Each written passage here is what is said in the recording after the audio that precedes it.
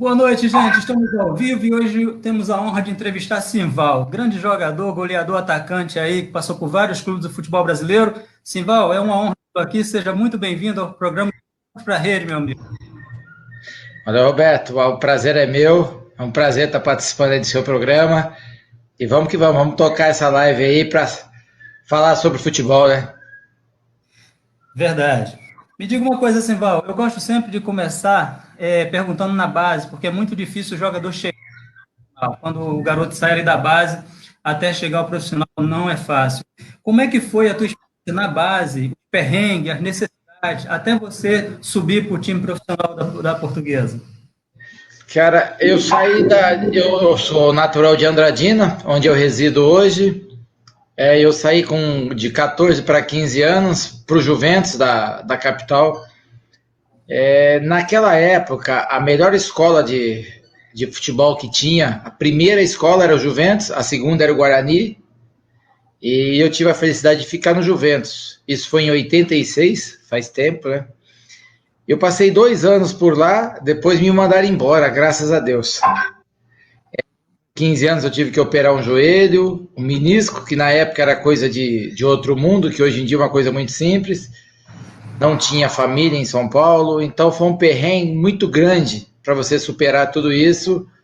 E chegou uma certa hora, o treinador do Júnior falou assim: eu não quero ele. Eu tinha mais um ano de juvenil ainda, mas mesmo assim o treinador não me queria. E aí o meu treinador atual falou assim: eu não posso te devolver para o interior, que eu vejo em você um grande potencial. Você vai começar a treinar na Portuguesa e morar no Juventus, até o dia que a Portuguesa se esmar de querer ficar com você. Aí depois de 40 dias treinando na Portuguesa e morando no Juventus, eu definitivamente fui para a Portuguesa. E o interessante é que eu não deixava de treinar nunca. Na minha época de amador, quando eu chegava para treinar, eu dava 15 voltas de manhã, eu dava 15 voltas à tarde. E os jogadores do Juventus eram tudo da época de seleção brasileira, infantil. E eles perguntavam para mim o que eu estava fazendo. Eu falei: eu estava treinando. Eu falei: não, você não tem jeito, você é só se Deus colocar a mão. E eu falei assim: então Deus vai colocar a mão. Não, mas você é ruim. Eu não sou ruim. Eu não sou ruim. Eu era ruim, tá? Só que eu falava: eu não sou ruim. E em 2 anos eu jogava, uma vez eu jogava de titular, outra vez eu era reserva no juvenil. Quando eu fui para a Portuguesa, em 3 meses eu já estava no aspirante. Em 5, 6 meses eu já estava no profissional. Então tudo aquilo que eu tinha, aquele sacrifício meu de Juventus, foi render os frutos lá na Portuguesa. Porque o garoto em si, até os seus 18 anos, se você vê ele com 15, você vê ele de um jeito, 16, você vê ele é muito rápido, dá um salto de qualidade que você nem imagina. E foi o meu caso. Treinando muito, me deram oportunidade, eu não era burro, eu aprendi e aprendi bem, sabe? Que bom. Mas o bom é que você não desistiu. Quando alguém falava que você não tinha jeito, você falou: eu tenho jeito, e Eu sim, acreditou, e graças a Deus conseguiu superar, né? justamente, eu batia no peito e falava: não, eu não sou ruim, não, eu sou bom, eu sou bom. Aí as pessoas: não, mas você é ruim. Eu falei: não sou. Mas Deus tem que. Então vai colocar a mão em mim. Porque eu não tenho outra alternativa. Eu não posso voltar para Andradina. A minha família, ela depende de mim para poder ter uma vida melhor. E eu vou pagar o preço disso aqui. E eu consegui pagar o preço, sabe? Mas que bom. E nessa época, assim, Val, quando o jogador está na base, às vezes não tem dinheiro. Você foi morar, tudo bem, você foi morar lá no alojamento, mas às vezes não tem dinheiro para passar. O Márcio, agora bem recente, foi até que passou o teu contato, o Sandro Silva, que esteve lá no Botafogo também, foi ele que passou o teu contato. Sandrinho. Agradeço muito a ele, essa live está sendo possível, ele no meio campo. E ele falou: Roberto, eu vinha treinar, sair de Nova Iguaçu para aqui para Marechal Hermes, só tinha o dia da passagem de ida e volta, nem para fazer um. Alguém te ajudou nessa época da tua base, ali quando você estava começando, antes de você chegar ao profissional? Teve alguém importante ou você foi com a cara e a coragem e Deus te abençoou? Eu acho que Deus me abençoou. Eu passava sem vir em casa, eu já tinha um problema. O Sandro ainda morava no Rio. Eu não, eu morava em Andradina, 640 quilômetros de São Paulo. E eu perguntava para minha mãe. Minha mãe trabalhava na roça, depois começou a trabalhar num frigorífico. E aí eu perguntava: mãe, a senhora tem o dinheiro da volta? Porque eu só tenho o da ida. Ela falou: não, filho, eu não tenho. Então eu vou esperar mais um mês para juntar o dinheirinho. Quando chegava no outro mês, eu perguntava para a mãe, mãe, só tem o dinheiro da volta? Eu não tenho. Então, muitas vezes, em cima disso, meus amigos tiravam sarro que eu não tinha dinheiro para cortar cabelo. Então, eles falavam assim, até nisso. Sabe, esse negócio de hoje de bullying, não sei o quê, se fosse por causa disso, então era para estar morto. Porque zombavam do meu cabelo, que eu não tinha dinheiro para cortar cabelo, parecia aquele cabelo de vassoura. Zombavam da minha roupa, porque minha mãe que fazia na máquina para mim poder usar. E me zombavam de tudo, que eu era ruim, que a minha roupa era feia, que meu cabelo não era grande. E então eu passei por tudo isso. Eu chegava ao ponto, eu lembro como se fosse hoje, eu ia para a janela do alojamento, porque você mora com 30, 40 e você não se dá com todo mundo. Então, durante o dia, tudo bem, você se treina, tudo. Chegava à noite, batia aquela saudade, você queria comer a comida da mãe, não tinha, você queria alguma coisa também, não. E eu comia bem pra caramba, porque no Juventus era muito, a categoria de base do Juventus era excelente. E eu se perguntava para mim se minha mãe estava em casa bem, comendo da maneira que eu estava, e eu começava a chorar, lembrar da minha cachorra, lembrar dos meus amigos, da moradinha que deixou.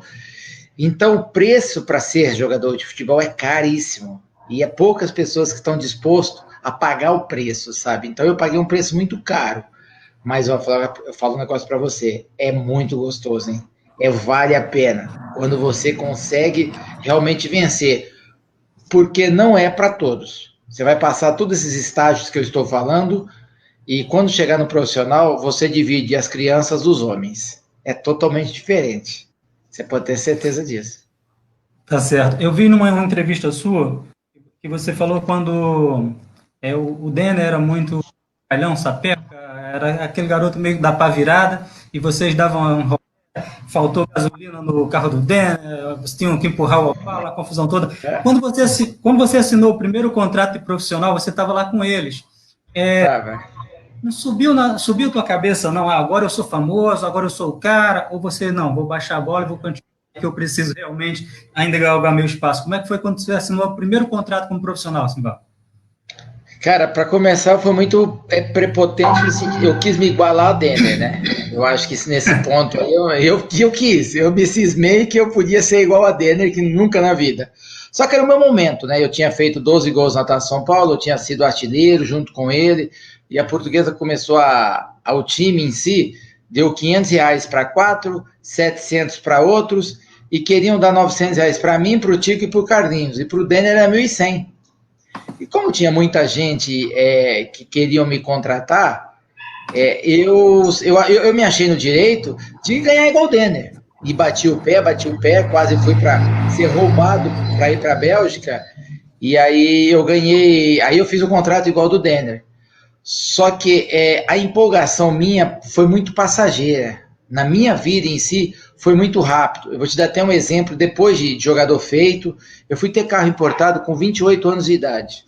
Só tive o carro, na época do Vitória, porque eu jogava com o Bebeto, e Bebeto falou assim, ó, eu conheço o dono da Audi, que era o sócio da Ayrton Senna, e ele faz preços bons. Beto, é o sonho que eu tenho na minha vida. Então, aí que eu fui comprar o meu carro importado.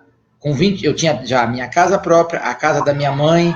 Então, eu sempre, graças a Deus, eu sempre tive juízo no sentido de escutar as pessoas. Eu tenho o meu sócio que ele fala assim, você tem uma virtude, que eu falo que é virtude. Você não faz e depois você pergunta. Não, você tem a sua opinião, você pergunta para todos e depois a gente tira a conclusão e faz a coisa. Então eu tinha muito disso. Então eu nunca me empolguei. Me empolguei assim, com certeza. Mas não que eu passei mais de 2, 3 meses nessa empolgação e pensando que eu podia fazer tudo pelo fato de ser jogador de futebol. Maravilha. O pessoal está interagindo com a gente, o Arnaldo Souza foi jogador, lá de Portugal, está mandando um abraço, falou que você falou tudo quando você falou das categorias de base. O Roberto Silva é jornalista e ele faz uma pergunta aqui, como surgiu a comemoração dos gols fazendo o símbolo das asas com as mãos, né? Roberto, isso aí é o símbolo. Eu, por exemplo, em Curitiba, eu sou artilheiro da paz, né? O Pombinha me chamam. Isso foi interessante. Eu estava em Santos e eu estava no Botafogo, eu estava no quarto junto com o Bentinho. E aí nós estávamos para jogar contra o Santos, e logo em seguida eu falei, Bentinho, nós somos centroavantes, a gente somos fazedor de gol, e nós não temos uma comemoração, cara, que as pessoas... marcante, né? Nós precisamos de alguma coisa que possa marcar, que o torcedor saiba aquilo ali, quem faz aquela comemoração, o Sócrates, o Pelé, aquela coisa toda. Aí passou o desarmamento das armas, que é o símbolo da pomba da paz, fazendo isso aqui, né? Porque é praticamente isso aqui, que é a minha comemoração. Isso, verdade. E aí eu falei, Bentinho, isso é uma coisa boa para hoje. E coincidentemente, naquele dia, o Santos fez 1-0 com o Miller e eu virei o jogo, fiz 2 gols e dali começou a minha comemoração da paz. Então eu fiquei sendo o artilheiro da paz. Maravilha, está respondendo do Roberto. O Rodrigo também é jornalista, está lá no Rio Grande do Norte, ele fala o seguinte: grande Simbal 93 marcou na competição um dos gols mais importantes da história do Botafogo, o do título aos 22 do segundo tempo, no saudoso Maracanã. E realmente o Maracanã hoje não é mais aquele Maracanã, né, Simbal? Hoje o Maracanã está ali reduzido só dá para no máximo 70, 80 mil pessoas, não tem o charme da arquibancada, da geral. Hoje o Maracanã modernizou, mas eu preferia com arquibancada, com geral, que a torcida ficava mais perto, a arquibancada tremia, eu preferia daquela forma. O Rodrigo está te parabenizando aí pelo gol lá na final. Valeu, Rodrigo, obrigado, Rodrigo. E, Simval, me diga uma coisa, aí você sai da Luz, é emprestado, parece para Porto Botafogo, né? Como é que é a sua chegada no Botafogo? E aí essa pergunta é um pouco parecida com o que o Rodrigo falou. Qual é a emoção de ser campeão no Maracanã? Né, pelo time grande como o Botafogo e um título importante, uma Copa Sul, a Conmebol, que hoje se equipara a uma Sul-Americana. Ô, Roberto, eu depois de ser campeão da Taça São Paulo, junto com o Denner, são 30 anos ainda que eu sou o maior artilheiro da Taça São Paulo. São 8 gols, são 8 jogos, são 12 gols. Nós chegamos a um ponto que a Portuguesa não teve a capacidade, porque a Portuguesa, não sei se ela é culpada ou não, as pessoas que estavam lá, sim, ela sempre teve a necessidade de contratar grandes jogadores para poder estar na mídia, porque ela era considerada a 5ª maior força de São Paulo, mas numa forçada de barra em si, para poder estar ali. E aí nós não tivemos a chance de jogar, assim que nós, você tem uma ideia, nós somos campeões da Taça São Paulo, todos os recordes que você possa imaginar, são 30 anos que ninguém bate. O maior artilheiro, o time menos vazado, e nós não fomos aproveitados. Passado esse ano de euforia, eles começaram a emprestar todos nós. Eu, em 92, eu fui emprestado para o Grêmio, joguei no Grêmio, subi o Grêmio da 2ª divisão em 92. Do Grêmio, eu fui para Belém, para o Paysandu. Fui campeão no Belém. Nem isso a Portuguesa me quis, pela necessidade de estar ali querendo jogadores de expressão. Voltei de Belém. Né? Como, Roberto? Isso é vitrine, né? Eu digo a Portuguesa vitrine, né? Isso. E aquela coisa, santo de casa, né? Então você tem aquela dificuldade toda. Para você ter uma ideia, aí eu vim para o Novo Horizontino. Melhor coisa, uma das melhores coisas que eu fiz na minha vida. Eu fui vice-artilheiro do Campeonato Paulista. Eu fiz 18 gols, perdi só para o Viola, que foi para a final, e fez 20. Aí em seguida eu fui para o Botafogo. Chegando no Botafogo numa terça-feira, eu cheguei lá, eu logo de cara, eu de manhã não consegui treinar. Quando foi à tarde, eles não tinham como treinar porque não tinha roupa, só tinha short. Eu já achei aquela coisa estranha. Aí na quarta-feira cedo, eu fui treinar, o treino não começava. Eu perguntava por quê? Porque não tinha bola. Então eu passei aquela semana, quando chegou no sábado, eu peguei minhas malas e fui embora. Falei, você é louco, vou ficar num time desse? Rapaz, eu fui embora, falei, não volto mais. Chegou domingo à noite, um diretor chamado Edson Santana me ligou e falou assim, Simval, eu tô sabendo que você não vai voltar, porque no Botafogo não tem bola, não tem camisa, não sei o quê. Aí ele falou assim, na sua Portuguesa tem bola, tem camisa, tudo, mas você vai jogar para 3.000 pessoas. Aqui é Botafogo, de Newton Santos, de Garrincha, de Jairzinho. E desculpa te falar, mas você só vai virar jogador de verdade se você vir para o Botafogo. Senão você vai ser sempre uma promessa da Portuguesa. Acredite em mim e volte. Aí eu catei mais um dinheiro dele, né, com certeza, pedi um pouquinho a mais, voltei e eu confiei nessa pessoa. E justamente tudo isso que ele falou aconteceu na minha vida. Eu passei a ser jogador de verdade. A minha maior emoção, justamente, se você vê no gol da comemoração da Conmebol, eu não sei nem comemorar, porque foi um gol tão longe, inesperado por todos, até por mim, que eu comecei igual um louco comemorar, a emoção era demais, 60 mil pessoas, nunca tinha jogado para esse público todo, e num time igual ao Botafogo, com a massa que tem, sabe? Então, eu tenho isso comigo até hoje, que o maior título que eu tenho e a maior satisfação da minha vida é ter jogado no Maracanã, ser campeão e ter feito gol numa final. Graças a Deus você aceitou esse comentário do profissional do Botafogo, que falou que realmente você no Botafogo iria jogar para muita gente, seria outra coisa. E graças a Deus os botafoguenses ficaram felizes e você também cresceu na tua carreira, né? Às vezes a gente precisa realmente ouvir, pode até ser contraditório. Sim. Que não tem camisa para treinar, não tem bola, mas valeu a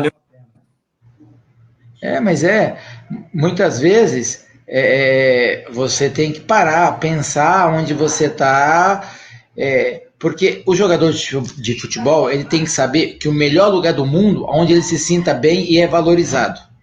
Muitas vezes o jogador erra, no sentido que tá bem no lugar, tudo, aí vem aqueles encantador de serpente e fala aquelas coisinhas na cabeça, aí muda, mas pensando que é para uma melhor e não é. Chega lá, a disputa é muito mais acirrada, as dificuldades são maiores e você acaba queimando etapas por causa dessas precipitações que você faz na sua carreira. Verdade. Me diga uma coisa, você estava para ser convocado para a seleção junto com o Denner e teve uma contusão e acabou atrapalhando um pouco a tua carreira. Como é que foi essa situação? Frustrante, né? Foi muito. Foi a única oportunidade que eu tive na minha vida. Justamente, para você ter uma ideia, terminamos a Taça São Paulo, cara, nós estávamos voando. E o Falcão era o treinador da seleção e o Altacílio Gonçalves o auxiliar. Ele era treinador da Portuguesa. Ele chamou nós dois, eu e o Denner dentro da sala, e falou assim: vocês estão convocados para a seleção brasileira. Cuidado, se cuidem. Neguinho, você que é mais avoado, pelo amor de Deus, você é um manezão tal, mas mesmo assim se cuidem, tá? A convocação é daqui 25 dias e vocês prestem atenção que vocês já estão nela. Aí, passado-se uma semana, eu fui jogar na Vila Belmiro contra o Santos. No meio campo, assim, uma bola bem no alto, eu fui ajeitar a bola pro meia. O zagueiro veio e cabeceou minha cabeça. Eu torci tornozelo e joelho na mesma hora ali. Eu passei 40 dias parado para me curar da contusão. A convocação veio, o Denner foi, e depois disso eu nunca mais tive oportunidade de ser convocado para a seleção principal. Essa foi a minha única oportunidade que eu tive. Peguei seleção amadora, assim, a sub-20, num time fantástico, que eu fui campeão, mas a principal eu não tenho essa história para contar. Mas é assim, você acaba se... Bateu na trave, né? Bateu na trave. E a vida que segue. Não é para ser. Tá certo.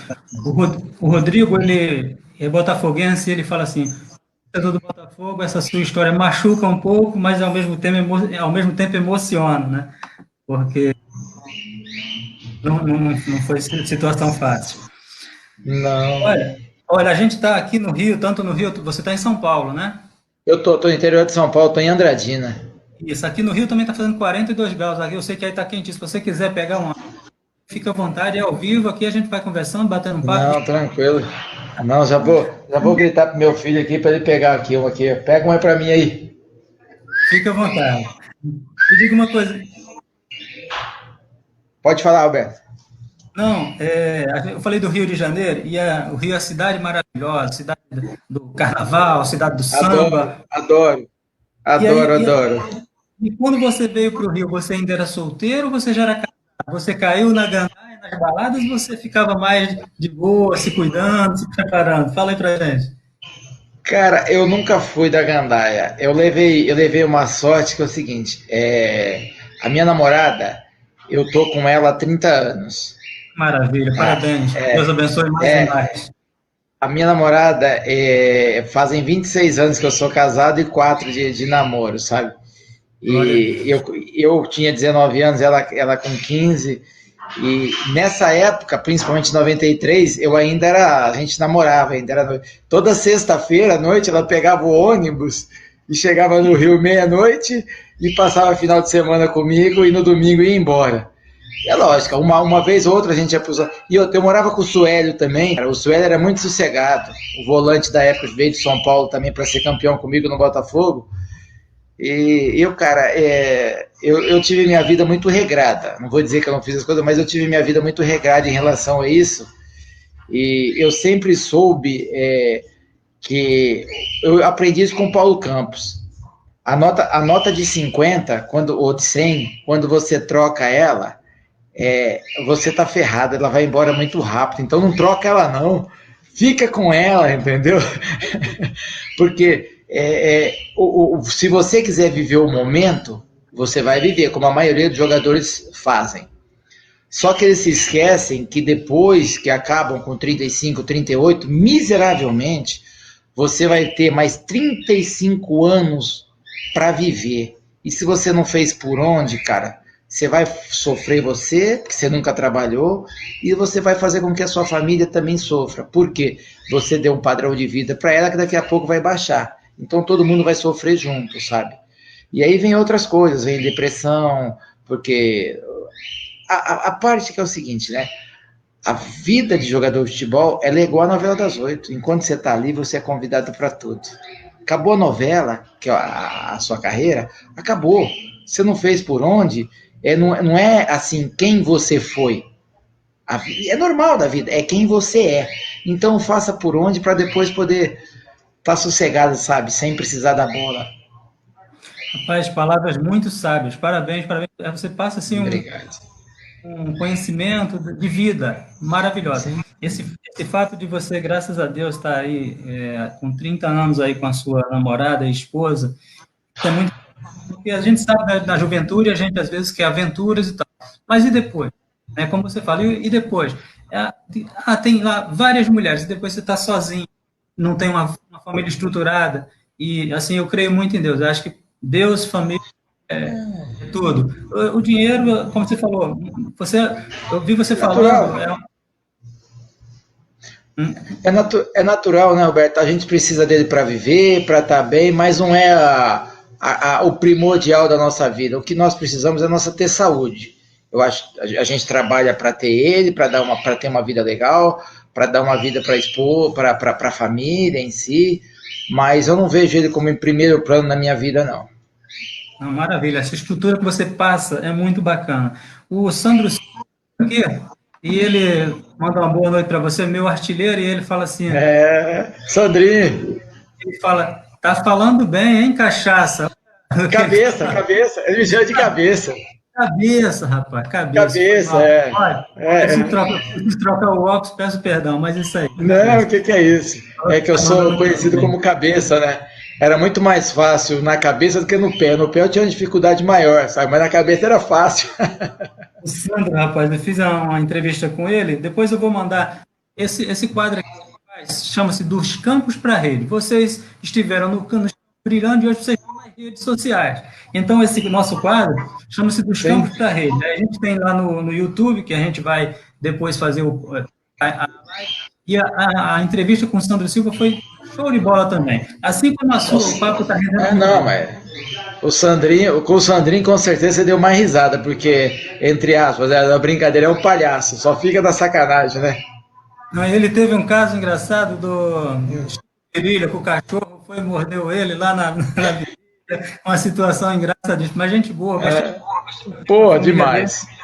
Show de bola. Me diga uma coisa assim, Val, vamos tocando o barco. Você é campeão pelo Botafogo, ali já caiu nas graças da torcida, mas aí você vai para a Suíça jogar num time no Lugano. Talvez você ter esperado um pouco e ter ido para a Europa, mas para um centro maior de futebol, de repente uma Itália, uma Espanha, do que ir para a Suíça. O que você me fala? Cara, não dá para. O problema é que você, quando você é sozinho, muitas vezes não dá para você saber o momento certo. Assim como poderia ter ido para o outro centro. Eu pensei que a Suíça, como o fato de ser o centro da Europa, eu conseguiria muito fácil ir para uma Itália, para uma Alemanha, para uma França. Quando eu cheguei lá, cara, logo de cara, eu vi que era um time pequeno. Era o único time do Cantão Ticino, que era... O Cantão Ticino é da parte italiana, que a Suíça ela é resumida em 3 partes: italiano, francês e alemão. Eu morava a 20 quilômetros da Itália, como é a cidade, e 70 quilômetros de Milão. Logo de cara eu cheguei, tinha Mauro Galvão e tinha Paulo Andreoli. Aí eu olhei, Mauro Galvão estava lá, cara, já faziam 6 anos. 6 não, o Mauro estava lá há 3 anos. Tinha acabado de sair da Copa do Mundo de 90 da Itália. Passado 1, 2 meses, eu falei assim, cara, vem cá. Eu acho que eu vim errado, porque se Mauro Galvão não conseguiu sair daqui, como eu vou conseguir sair? O cara disputou Copa do Mundo, Seleção Brasileira, e tá aqui já fazem 3 anos. Tanto é que o Mauro passou 6 anos lá, para depois vir para cá pro Grêmio, depois vai pro Vasco, né? E aí, cara, eu vi que eu já tinha ido, não tinha como voltar. Mas também é o seguinte, o que me deu... eu lembro que eu fui embora numa quarta-feira para a Suíça. Na terça, o Carlos Alberto Torres me ligou dizendo que tinha me trocado, que o Carlos Alberto tinha assumido o Fluminense. Ele tinha me trocado pelo Ézio. O Super Ézio ia para a Portuguesa e eu vinha para o Fluminense. Falei, tá bom. Só que aí me fizeram minha cabeça que eu tinha que ir para a Europa. Ficou de eu me apresentar no Fluminense na quarta, mas quarta-feira eu estava lá na Suíça, no Lugano, sabe? E eu vi que eu tinha que cumprir o meu contrato, mas foi bom, cara. Eu fiz um alicerce familiar muito bom. Era eu para cuidar da minha mulher para cuidar de mim. A minha filha nasceu por lá, a minha filha maior. Minha filha nasceu na Suíça. Então, eu consegui guardar dinheiro, porque se eu tivesse aqui, eu acho que eu tinha gastado muito mais do que o necessário. Então, isso fez com que eu tivesse um alicerce familiar, de repente, por isso que eu estou até hoje com a minha família, e não ter empolgado com o Rio de Janeiro em si, as aventuras ou desaventuras, né? Que às vezes justamente. Leva para o caminho errado. Quando eu voltei da Suíça, eu voltei para o Rio, que eu voltei para Botafogo de novo. Eu já não quis morar em Niterói, eu já fui morar na Barra da Tijuca. Você vê que as coisas mudam, outro né? Patamar. Bruno Henrique, outro patamar, já vê como é que é, né? Tá certo. Me diga uma coisa, sempre a gente vê muito os dirigentes de futebol. Eu fiz entrevista com o Zé do Carmo e ele, depois que parou de jogar futebol, ele começou a ser treinador. Zé do Carmo, do Vasco, cracaço. O Zé é meu amigaço, pô.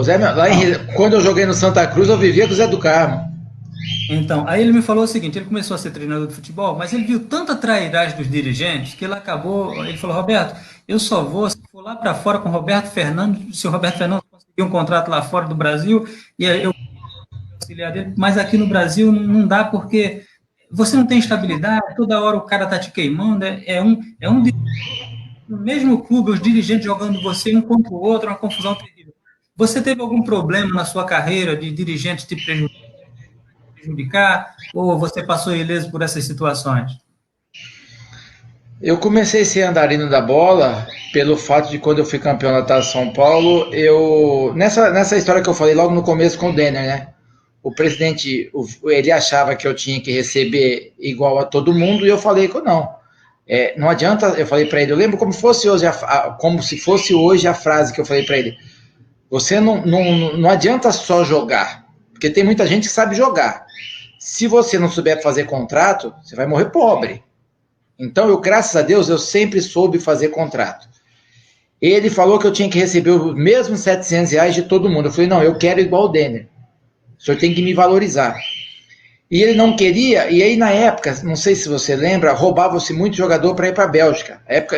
Na época tinha o Olivier, que veio lá do Maranhão. Então a Bélgica vinha aqui no Brasil e roubava muito jogador. E eu fui para o aeroporto para poder ir embora, ser roubado pelos caras. E aí ele foi me buscar no aeroporto e falou assim, eu vou te dar o que você está pedindo. Mas, a hora que acabar essa euforia de você de estar em São Paulo, você nunca mais joga aqui. Então eu fui prejudicado. em relação a isso. Aí eu comecei a ser um andarilho, porque você vai falar assim, Simval, você jogou no Grêmio, você foi campeão do Paysandu, você fez 18 gols no Campeonato Paulista, e você não voltou para a Portuguesa, mas por quê? Aí ele me emprestou para o Botafogo, porque ele tinha falado que enquanto ele estivesse ali, eu não jogava. E aí, por que eu voltei em 94 para a Portuguesa? Porque mudou a diretoria. E aí não me quiseram mais liberar para lugar nenhum. Então eu fui prejudicado em relação a isso, a essas pessoas. Que são as pessoas, não alongando muito, que têm os seus imóveis, têm os seus empreendimentos, as suas firmas, que ficam até 3 horas lá e 3 horas vai para o clube. Você acha que essas pessoas, elas vão para lá por amor? Não vão, né? Você está cheio de problema na sua empresa. Você vai largar lá por amor, lá tem salário atrasado, tem funcionário reclamando, a torcida te xingando, porque ali é lugar de fazer esquema.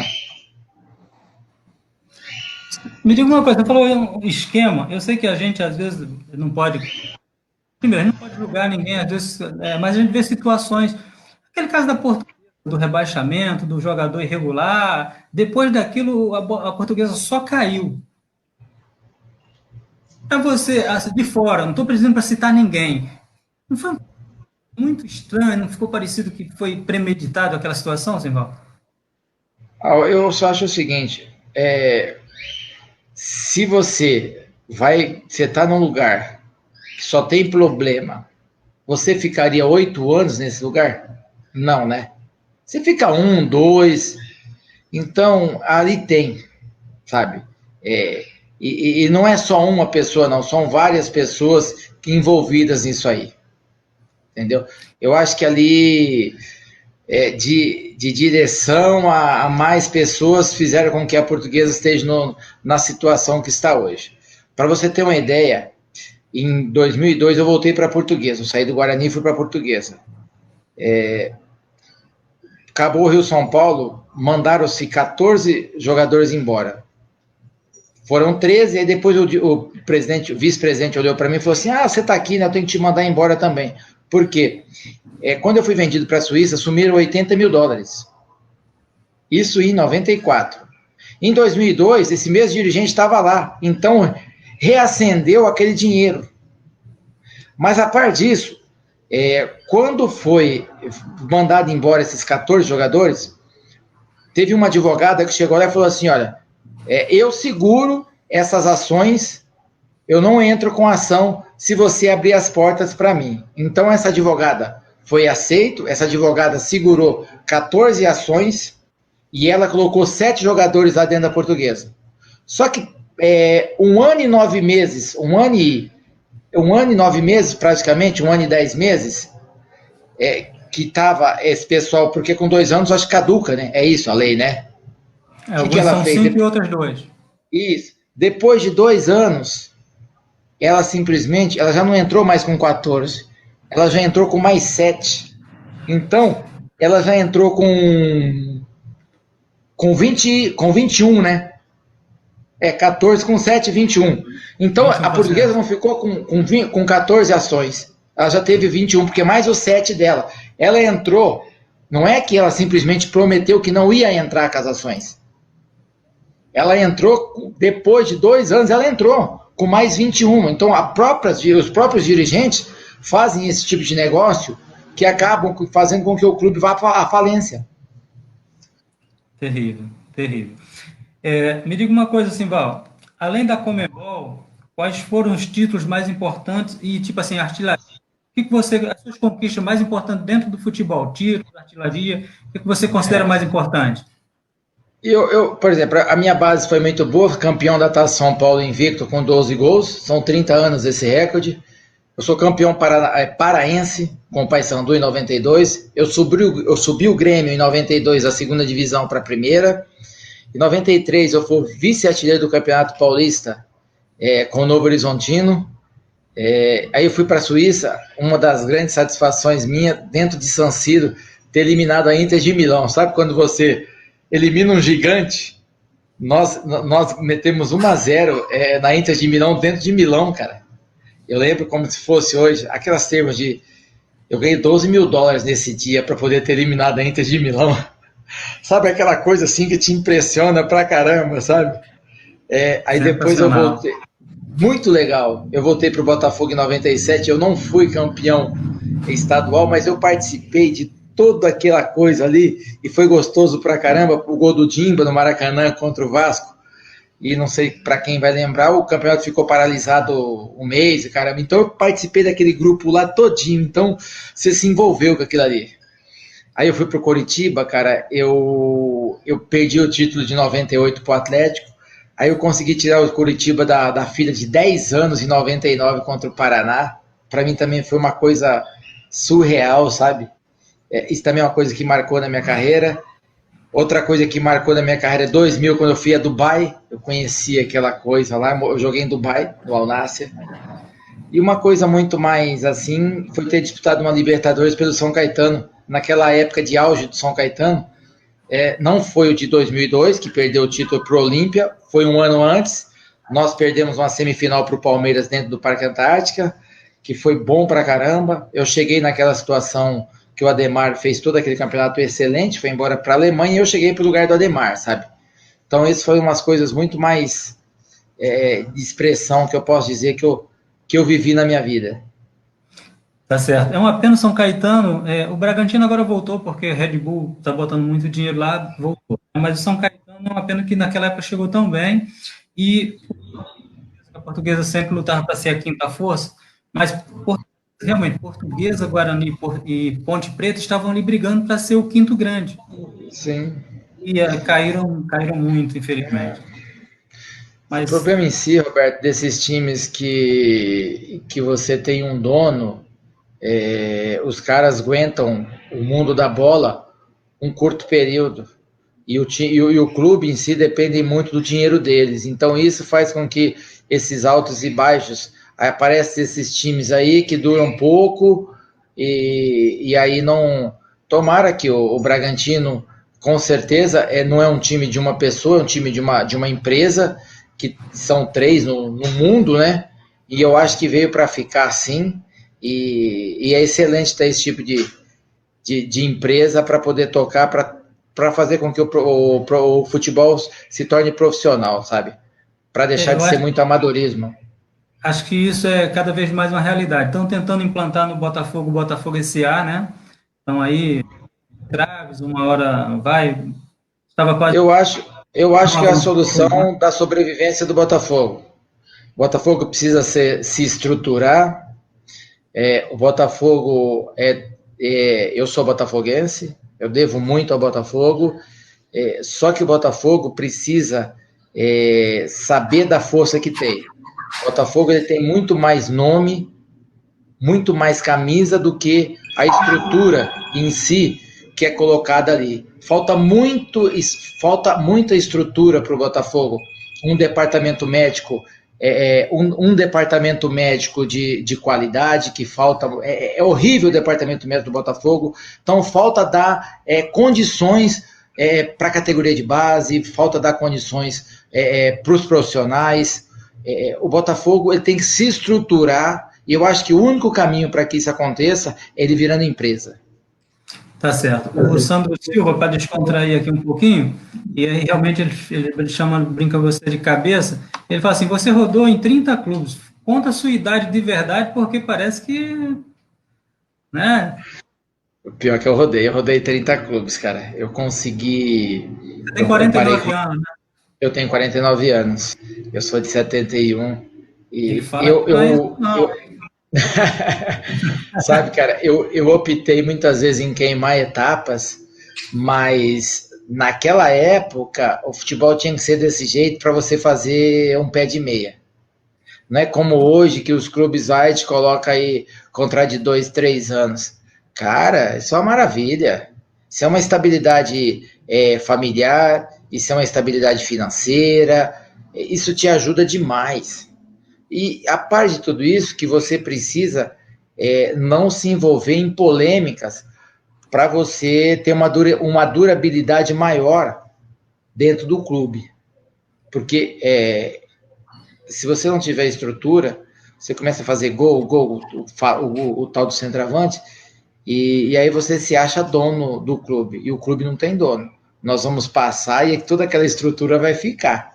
Só que tem que alguém puxar, assim, acorda que isso aqui, você está fazendo legal? Continue. Porque senão vem outro, todo dia está nascendo um craque. Então, continue. Muito bem, essa é a sua profissão, se dedique, faça o melhor, porque isso aqui vai acabar. Para você poder viver, voltar para a sua vida real. O sonho acaba-se com 37, 38 anos, se você não tiver uma contusão, e muita gente acaba até precocemente. Verdade. Então, graças a Deus, a gente vê que você estruturou da bem, você mudou muito, você sabia o que você queria, e é muito interessante. Ainda brincando, o Sandro falou que você tem 55, seu cabelo já está e coisa e tal, mas vida que segue. Me diga uma coisa, meu amigo, como é que você vê o futebol brasileiro atual? O nível do futebol brasileiro atual? Vamos chegar na Copa do Mundo preparado para, de repente, disputar, ou está muito abaixo para as seleções europeias? Eu só acho que nós vamos demorar muito para ser campeão novamente. Nós estamos preparando muito mal a nossa base. Hoje em dia a gente não consegue nem classificar. Nós éramos campeão do mundo no infantil, juniores. Então, nós, atletas, nós que jogamos, nós precisamos nos preparar melhor e que essas pessoas possam nos dar oportunidade. As pessoas do livro, elas estão tomando conta. Isso por culpa nossa, muitas vezes, ou por muitas vezes o futebol virar... antes, nós tínhamos a matéria-prima e nós não sabíamos fazer marketing. Hoje não. Hoje nós não temos a matéria-prima. Hoje nós fazemos um marketing muito acima do que se joga. Também acho. Para você ter uma ideia, o Galo, quando ele ficou muito tempo nas categorias de base da seleção, eu encontrei, não foi nem eu, foi o advogado em comum que nós temos, ele se fala-se o seguinte: o maior problema que tem é nas categorias de base. Nós temos que ter um cuidado muito grande em termos de corrupção. Tá? Garoto de 15 anos que é convocado para uma seleção vale muito. Então nós temos que tomar cuidado muito, muito, muito de quem nós colocamos para dirigir esses garotos. Tá? Porque hoje, esses empresários, eles vêm muito forte. Eles não vêm como antigamente com dinheiro de migalhas, não. Eles oferecem coisas que você, sabe? Vou dar como um exemplo, pulando um pouco, a Portuguesa me chamou para ser treinador do infantil. E eu falei que eu não queria. E aí ele perguntou, mas por quê? Eu falei, porque eu nunca vi treinador de infantil chegar ao profissional. E agora, há pouco tempo atrás, me chamaram para ser treinador dos juniores. Só que me ofereceram um salário de R$ 1.500. Aí eu falei para ele que R$ 1.500 era o condomínio do meu apartamento. Então, ele estava fazendo com que eu me corrompesse. Porque o pai de um garoto que estava lá, é um exemplo, ele ia ser dono de uma firma de pneu. Eu estou precisando de 4 pneus para o meu carro. Ele ia lá e ia me dar os 4 pneus. E aí eu não ia poder mandar o filho dele embora. E eu ia pegar os 4 pneus. Eu ganhei R$ 1.500. 4 pneus, praticamente vai dar isso. Então, eles forçam as pessoas a se corromperem, pagando desse jeito. Então, nós temos que valorizar esse pessoal da categoria de base, para que eles não venham se corromper e não estraguem os nossos garotos. Nós estamos pulando etapas. Então, eu acho que dificilmente o futebol brasileiro hoje, eu acho que o nível está muito ruim. Nós não temos mais o protagonista, nós temos força. Você assiste os jogos, eu não concordo, pode ser uma boa pessoa, não concordo com o estilo de jogo do Fernando Diniz. Posse de bola, mas não faz gol, que ganha jogo é gol. Os jogos, ele não consegue, o time dele não finaliza, o centroavante dele passa fome. Então, para com isso, pelo amor de Deus. Eu fico imaginando eu hoje jogando, como é que ia ser o zagueiro inventar de querer me fintar. Eu ia fazer falta dele toda hora. Porque eu nunca admiti zagueiro me fintar. Hoje não, ele tem que fintar, o goleiro tem que jogar. Então, eu acho que nós somos para um lugar e a gente tem que acordar para isso. Porque vai demorar nós sermos de novo campeão do mundo. Eu acho que o jogador brasileiro perdeu aquela essência do drible, do gingado, porque está sendo muito robotizado também na base. Os são muito, assim, ó, você faz isso que eu estou te você não pode improvisar. Sabe por quê, Roberto? Não pode. Roberto, de primeiro funcionava assim, eles vinham de lá para aprender com a gente, tá? E agora não, agora nós vamos lá querer aprender com eles, aprender o quê, gente? Sabe? Então, mas o tempo mudou, as coisas mudaram. Com certeza, mudou sim, mas a vida inteira. O Japão hoje tem futebol forte porque levou todos os jogadores para lá, o Zico. O mundo árabe só tinha jogador, só tinha o povo brasileiro para ensinar. Agora, os valores se inverteram totalmente, sabe? Não, quem vem a ensinar nós são os estrangeiros. Então, nós estamos robotizados por causa disso. Verdade. Infelizmente, eu também vejo com muita tristeza a seleção brasileira. Você olha, você não sabe quem são os laterais. A gente não sabe quem são os laterais da seleção. A zaga, o Thiago Silva já está numa idade bem avançada. O Marquinhos não está nem jogando de zagueiro, joga lá no PSG de volante.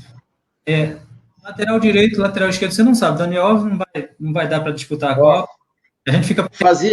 Fazia quanto tempo que você não conseguia fazer uma escalação de um time igual você conseguiu ano passado? Se perguntasse para você qual a escalação do Flamengo, qualquer um, você como torcedor se não era do Flamengo, se era do Botafogo, era do Fluminense, ou era do Vasco, do São Paulo, Corinthians, todo mundo sabe a escalação do Flamengo. Fazia-se mais de 10 anos que você não escutava isso. Que gostoso que foi ver aquilo ali. Hoje a gente não sabe de metade da seleção brasileira. Diga aí, sete jogadores titulares. Não sei. O Alisson é titular, o Neymar é titular e os outros ainda a gente não sabe o que vai acontecer. Meu amigo, me diga uma coisa. Você é atacante. Eu sempre teve do ataque que marcou, por exemplo, Bebeto e Romário, Assis e Washington. Assim, o parceiro que você esse cara aí foi o melhor que colava comigo, era a minha dupla preferida para jogar no ataque. Se tiver mais de um, você não vai ninguém, pode ser. Não, cara, o trio inesquecível é Tico, Denner e Simval. Quando o Denner era vivo, eu fazia 40, 50 gols no ano, sabe? Então, eu não posso falar de outro, eu fiz gols com vários aí, mas o meu parceiro ideal sempre foi Denner e Tico.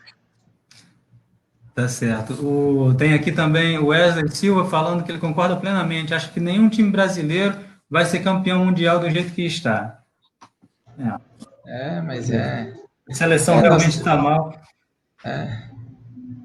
Hoje em dia, cara, o futebol foi indo para um lado business e os clubes hoje, como se paga-se esses salários aí astronômicos, eles mesmos entram em dívidas e aí eles ficam à mercê dos empresários.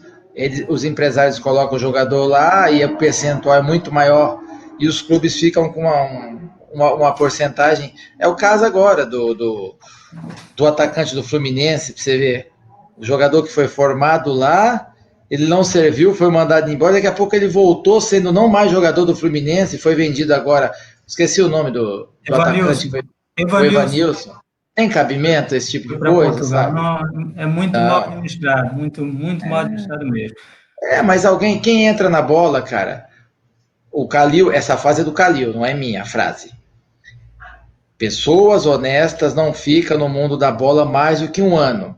Se passar de um ano, não é mais pessoa honesta. Ele fala desse jeito, o Calil fala. Tá certo. Essa mensagem aí emblemática aí, você levantou, tá dando para quase ver a tua camisa toda. Ficou um pouquinho só. Tá. Agora aqui, foi. Agora foi. É italiano. Italiano, né? Traduz aí pra gente, que o meu italiano é péssimo. Aqui tá falando que sem risco não tem vitória. Você tem que arriscar para vencer. Tá vendo? Senza rischio não tinha vitória. Isso aí. Se não for a luta, não tem vitória. Se não se arriscar... Não tem vitória. Tem que arriscar. Maravilha essa mensagem. Show de bola. Me diga uma coisa, Simval. Quem foi o melhor treinador que você teve o prazer de trabalhar? Cara, eu tive o prazer de trabalhar com o Carlos Alberto Torres. O jogador em si, para quem você perguntar, o bom treinador para ele é aquele que as coisas se encaixaram, sabe? e o Casalberto Torres foi um casamento ideal, tanto em 93 como em 97. E eu tive também o da categoria de base, o Écio Pasca, também foi um cara que me ajudou demais. O que eu disputei com ele, eu fui campeão e artilheiro, então esses dois treinadores para mim foram os melhores da minha carreira. E tive treinador, hein? Tive muito treinador, para ter jogado em 30 clubes, né? Com certeza. No futebol a gente fala que tem muita gente boa, mas tem muita traíra, tem muito aquele cara que quer botar o pé para o outro cair. Você traz boas amizades para sua vida, para o teu convívio diário? Eu não tenho muito não, cara. Eu tenho esse grupo meu da Comebol. O mundo da bola, ele é muito competitivo e muito... O ambiente do dia a dia, ele é pior do que um salão de beleza. Para quem acha que a bola... o futebol é coletivo, é mentira. Eu discordo. O futebol é individual. Tanto é que cada um ganha o que ganha. No dia a dia, você vai vendo que você tem que ter uma maturidade para que não dê todo o que você tem durante a semana, para que você esteja descansado, porque o que interessa é o jogo. Então, durante a semana nós somos concorrentes. Quem falar que torce para o centroavante é mentira. Como é que eu vou torcer para o centroavante? Se ele fizer gol, eu não jogo. Entendeu? O mundo da bola é assim, o teu mal é o meu bem. O meu mal é o bem do outro centroavante. Tá? A concorrência, né? É uma concorrência. Então você tem que saber que se você se matar durante a semana, aí no domingo, se você não render, você é mandado embora, você sai. Então você tem que saber que você tem que treinar e a hora de tirar o pé do freio, você tem que tirar para que domingo você possa resolver a situação para o treinador. Porque só joga 11. O máximo é 14, que entra 3. E sempre quem entra é os mesmos 3. Todo treinador é supersticioso. Então, cara, dá um jeito de estar no meio dos 14, sabe? Aí vai mudar muito pouco, aquela coisa toda. E você sabe uma curiosidade? Que quando um time está ganhando demais e você não está indo nem no banco, você sabe o que você tem que fazer? Eu pergunto a você, Roberto, você sabe o que o jogador faz? A única maneira é de poder mudar a situação para ele. O pessoal dá bicho para ele, por exemplo, quem não foi relacionado, o time ganhou, tira-se 10% do valor e dá para quem não foi convocado, aquela coisa toda, né? Só que chega você aguenta um jogo, 2 jogos, 3 jogos, 4 jogos, chega uma hora que você quer saber que está no meio. E as coisas não mudam. Qual a maneira que você acha que possa fazer para mudar isso aí? O que você acha? Não. Outro time, não? Não. Torcer contra. Torcer contra. Você sabia? Machucar o companheiro no treino de repente. Não, você torcer contra, porque você começa a ganhar, não tem mudança. Pô, se não tem mudança, você não consegue jogar. Então, cara, você tem que torcer contra. Eu tô te falando aqui, é uma realidade que ninguém vem aqui e vai falar, não vai falar. Entendeu? Porque não pode, pelo amor de Deus, você falar isso, você é louco, aquela coisa toda. Mas aí quando começa a perder, não, você tira aquele do banco, ou aquele muda, não sei o quê. Aí você começa a treinar bem, aí pelo menos no banco você vai. O mundo da bola é desse jeito. Você tem que ter uma estrutura muito forte emocional para poder estar convivendo com todos esses perrenhos. Não, muito interessante esse teu raciocínio. Eu até pensei, não, no treino você é centroavante, você sobe com o centroavante titular, dá uma cabeçada, alguma coisa, machuca o cara para tu ter uma oportunidade. Você falou realmente faz todo sentido. Torce contra, o time vai mal, alguma coisa vai ter que mexer, né? Vai ter que mudar. De repente vai dar a tua oportunidade, a oportunidade de quem... Mas é assim. Mas só que ninguém fala abertamente isso, entendeu? Você tá louco, se falar isso, você é mandado embora na mesma hora. A gente tem no Brasil, uns mimimis que às vezes você não pode falar a verdade. E quem fala a verdade, muitas vezes você fica de fora ali das panelinhas. Né?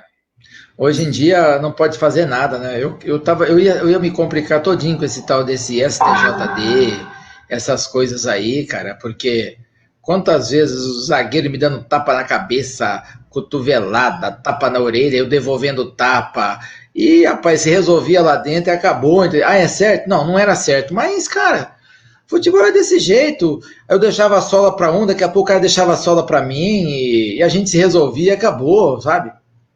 Eu gostava muito do futebol, não é uma coisa, mas a malandragem, a expertise, sabe? Não é você fazer alguma coisa para machucar alguém, mas para você puder levar vantagem num lance, você faz alguma coisa diferente que você possa tirar a atenção do zagueiro, meu irmão.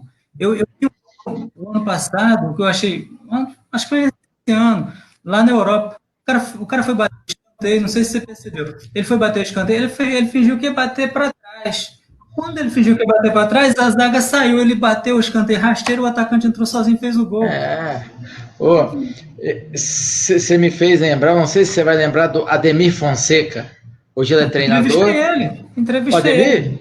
Ademir? Aquele, pô, meu amigaço, nós jogamos juntos no Novo Horizontino, com a bunda desse tamanho, mas batia pra caramba. Ele que aguentava, eu perdi a bola lá na frente, quem segurava ele, pra você ter meu time, era ele e Luiz Carlos Goiano, Ademir e Luiz Carlos Goiano. A Pau para musiquinha, ele toda obra, ficava hein? pau pra toda obra. Ó, tinha uma musiquinha da torcida do Botafogo que fazia assim: tá difícil de aguentar. Begue Ademir, Alemão e Josimar. Você tinha que ver assim, o Maracanã todinho cantava, sabe? Ele, Aham. na época, eu subindo, ele jogava no Bragantino. Ia se bater o escanteio, e aí ele vinha me marcar. E ele já é experiente pra caramba. E o garoto, ele abaixava como se fosse arrumar a meia e puxava meu cardaço, cara. Ele desamarrava a minha chuteira. Cara, eu começava a dar tanto soco na cabeça dele, xingava ele todinho. Você vê, era a malandragem do Ademir, cara. Sabe? Hoje, Então você tinha essa malandragem. hoje com o Vaz não vai passar mais. Nossa, se você fizer isso aí, você vai ser expulso, o que for, STJD. Não, e o VAR agora é o caguete, tudo que você faz no É. eu particularmente, o VAR deixa mais justo, porque a bola às vezes não entrou, ou a bola entrou, o gol de mão do Maradona, mas tira um pouco a graça do futebol. Não. Acho que o VAR tira um pouco a E graça dá do um futebol.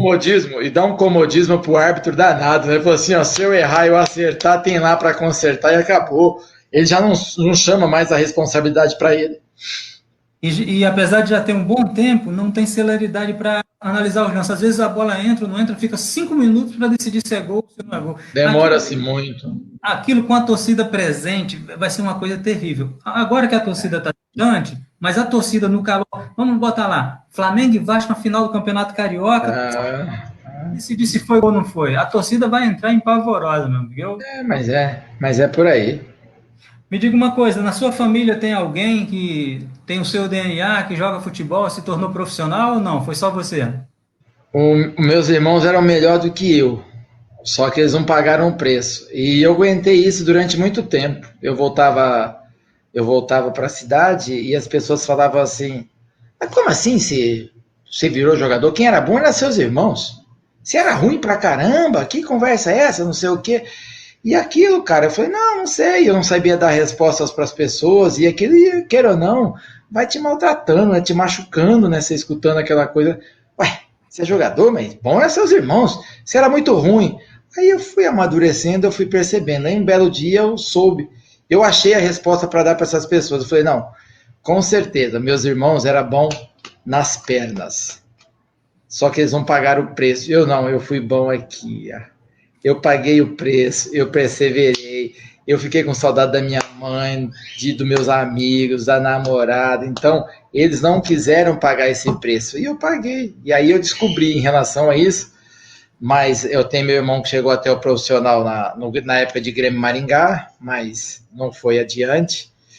E isso que me ajudou. Eu vendo todo esse sofrimento deles, eu falei assim: eu não posso cometer os mesmos erros que eles cometeram. Eu tenho que dar certo. E graças a Deus deu certo. Muito certo, graças a Deus. Eu conheço um caso parecido com o teu, o Nélio Gilberto, Nélio do Flamengo, Gilberto do Flamengo brasileiro. Sim. O Gilberto sempre achei que jogava mais que o Nélio era mais raçudo, mais troncudo, fazia bastante gols e tal. Só que ele tinha um irmão que todo mundo falava lá em Vila Isabel e jogava mais bola do que os dois. E não conseguiu ser profissional, entendeu? Mas Não conseguiu. Então, acontece, a persistência é o que você eu faz. peguei, eu peguei seleção de base com o Nélio. Nega, né? Nós Pois somos, é. nós somos campeões na Espanha. Assim, eu morei em Vila Isabel, então eu conhecia bem. realmente, tem uma família, vários outros irmãos deles também jogavam bola, jogavam muita bola. Só que às vezes futebol é sorte, é perseverança, é Sim, estrela, sim. Não é aproveitar a para todo, oportunidade. não é para todo mundo, cara. Olha, eu lembro, principalmente nesse meu início no Juventus, tinha mais ou menos de 5 a 6 jogadores, tudo da seleção de base, sabe? Eram jogadores assim que, meu Deus, eu olhava assim, nossa, simplesmente eles foram seleção infantil, juvenil, júniores. Quando chegou no profissional, simplesmente eles passaram a ser o comum e não foram avante. Não conseguiram virar jogador de verdade, e sendo que nas categorias de base eles eram os feras em relação a isso.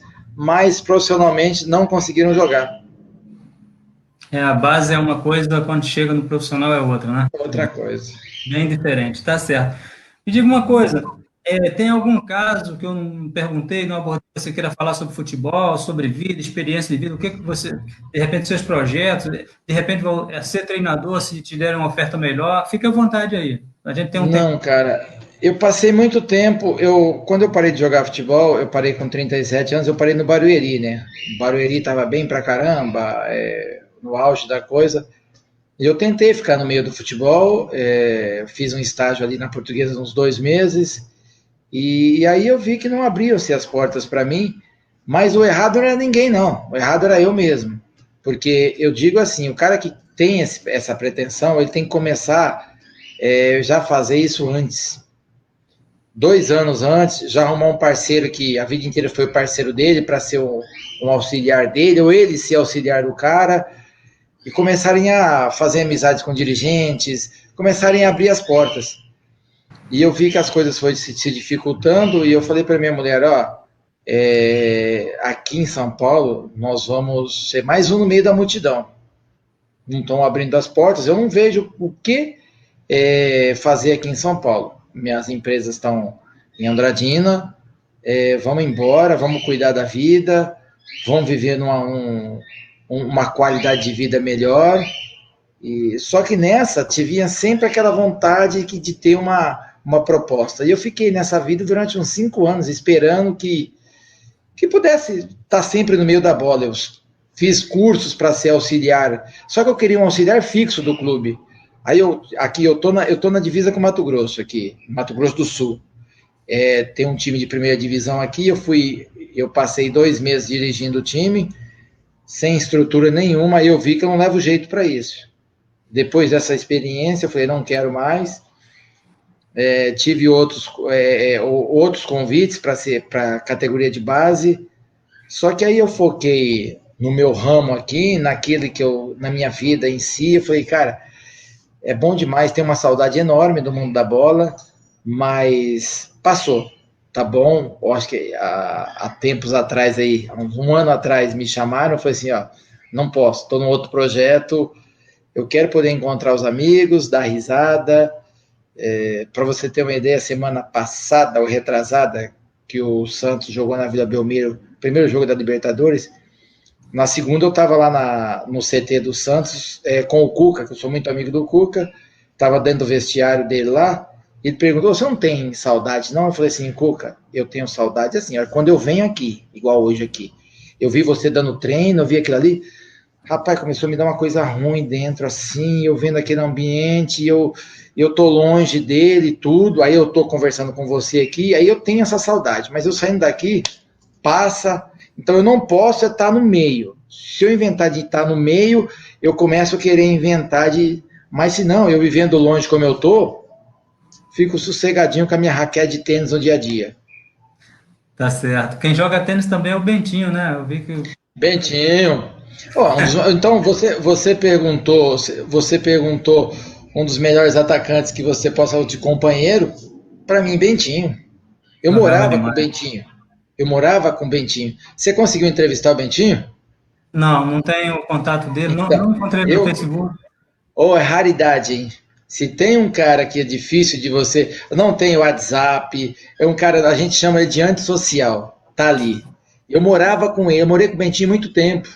A minha amizade com o Bentinho, nossa senhora, é de família. Nós começamos juntos na Portuguesa e depois jogamos juntos no Botafogo. Eles jogavam demais. Jogava Nossa.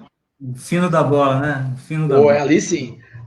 Tá certo. Ô, meu amigo, as perguntas que eu tinha na live eram mais ou menos essas. Se você quiser colocar algum assunto, fique à vontade. Não, Roberto. Prazer falar eu- contigo. Você flui muito, não, você se mostra muito inteligente, muito coerente com as suas colocações. Você pretende ser político, não? não, de maneira alguma, pelo amor de Deus, não, não. Para você ter uma ideia, aqui em Andradina até eu sou filiado no PSDB e tentaram me colocar como vereador. Eu falei, eu não tenho esse propósito de vida. Aí tentaram que eu pudesse ser vice-prefeito. Eu falei assim, não tenho esse propósito de vida, não tenho mesmo. Eu quero poder cuidar das minhas coisas, cuidar da minha família e viver minha vida do jeito que tá, sabe? Não tenho mesmo. Eu até falo direto, Roberto. Eu gostaria um dia de poder falar para esses jogadores de hoje como é o depois. Quem quiser viver o momento, pode viver, não tem problema algum. Só que depois é complicado. A hora que você acordar cedo, que você vê que você não vai treinar mais, e você não tiver uma rotina, que você nunca trabalhou, e que você não souber administrar aquilo que você ganhou, você começar a fazer asneira. Quando eu parei, cara, só pra gente encerrar que você tá aí, Não, fique à vontade. Esse eu assunto é muito recebi, interessante. eu comecei a querer dar uma depressão de não aceitar, né? Porque a novela, essa frase é minha. Olha meus cachorros por causa do gato. Maravilha, essa live é caseira, daqui a pouco eu vou começar a latir também. Apareceu um gato aqui, ó. Meu Deus do céu, tá ali. Maravilha. E aí, cara, eu comecei a querer entrar em depressão, não aceitar que a novela das 8 acabou. E aí, pô, não assistia jogos, essa coisa toda e tal. Pode deixar, pode falando, sem problema. Aí, Roberto, eu não sei quem foi que me mandou uma carta dizendo o seguinte, que a minha vida não tinha acabado. O que tinha terminado era meu ciclo como jogador de futebol profissional. Ia começar um novo ciclo como pai, que eu nunca fui, pelo fato de estar sempre em concentração, aquela coisa toda. Eu ia ser empresário de jogador, eu ia ter escolinha, ou ia ser dono de algum empreendimento. Então, para que eu me preparasse para essa nova etapa da minha vida. Porque não tinha acabado a minha vida. A minha vida não acabou. Agora sim eu ia entrar numa vida real. Onde eu ia ter que fazer conta, quanto eu podia gastar, porque eu aprendi uma frase: o homem é rico pela renda que tem. Então você ganha 10 mil, você pode gastar 10 mil. Você não pode gastar mais. Então isso me ajudou muito. Não lembro quem me mandou esse. Então eu fui realmente vendo que eu tinha que me preparar para essa nova vida minha. E eu me preparei, sabe? Eu queria poder falar para esses jogadores em relação a isso. Para poder falar para esses jogadores que o depois ele existe. Que miseravelmente ele vai viver 35 anos e espero que ele possa viver bem, que não vive só de momento. Porque o carro passa, o carro bom de 92, hoje é um lixo, o carro hoje de 2020, daqui 2030. Então é bom ter um bom carro sim, é bom ter uma boa casa, excelente isso, entendeu? Mas não é uma prioridade que você tem que colocar na sua vida.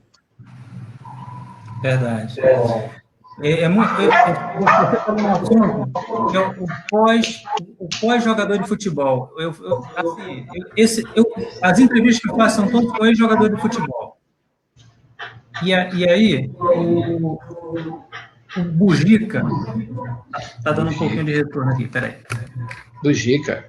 O Bujica falou, Roberto, é muito importante você trazer as pessoas que pararam de jogar para botá-los na mídia, de certa forma, contarem suas histórias e vivências, até porque muita gente realmente entra em depressão.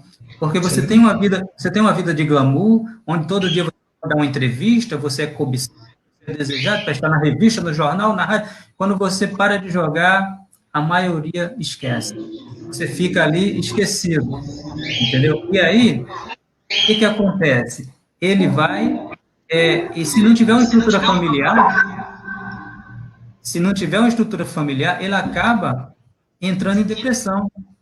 Então, o que você falou aí é muito legal, porque os jogadores que estão parando, os jogadores que estão aí já numa idade mais ou menos perto de pendurar as chuteiras, como a gente fala, precisam se conscientizar que existe vida após a profissão, né? Porque senão, meu amigo, se não tiver uma família estruturada, se você, de repente, até uma pessoa construir um patrimônio, mas aí entra naquela de gastar tudo, daqui a 5, 6 anos, está sem dinheiro, sem fama e, de repente, doente.